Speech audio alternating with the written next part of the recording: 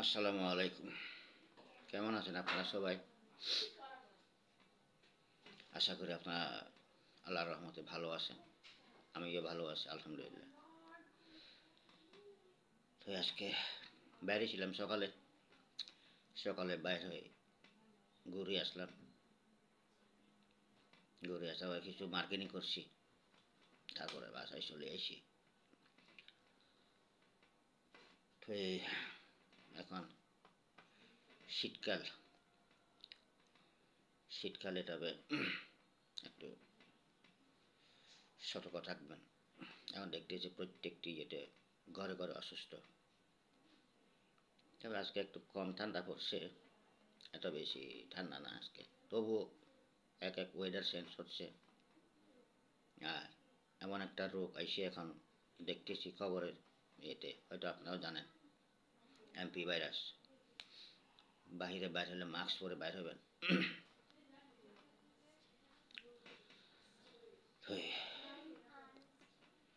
বন্ধুগণ, আশা করি আপনারা সবাই আছেন ভালো সবাই।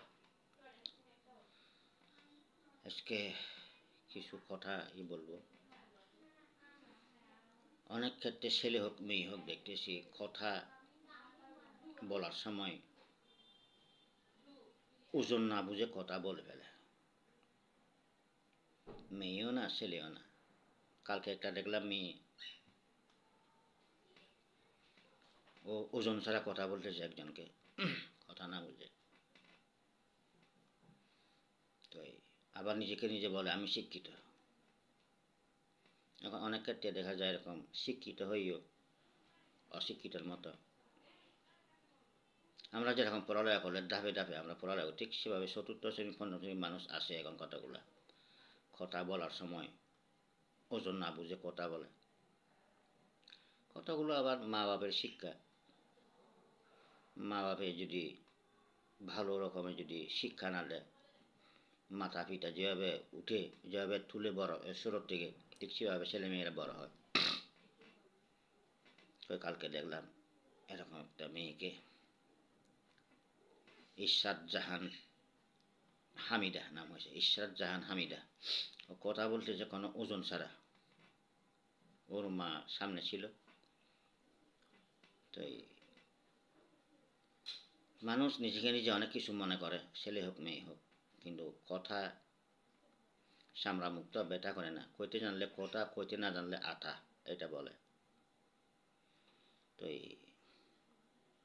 আপনারা সবাই মানুষের সাথে কথা বলার সময় একটু ভালো করে বলবেন, কথা সতর্ক করে বলবেন। কথায় অনেক কিছু হয়।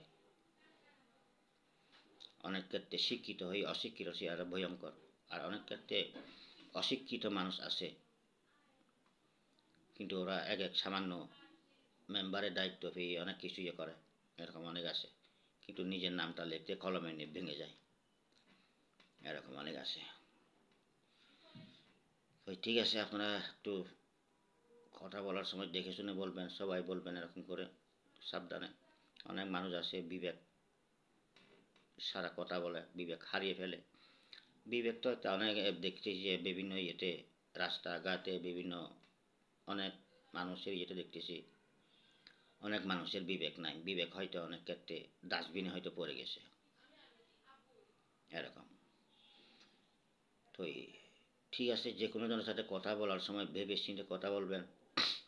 কারণ কথা এমন একটা জিনিস, সেটা হয়তো পরবর্তীতে অনেক ভয়ঙ্কর হয়ে দাঁড়ায়। তো ঠিক আছে, আর বেশি কিছু বললাম না। আপনারা সবাই ভালো থাকেন, সুস্থ থাকেন, সুন্দর থাকেন, সতর্কভাবে থাকবেন, সাবধানে থাকবেন। তো ঠিক আছে, আসসালামু আলাইকুম ওয়া রাহমাতুল্লাহ।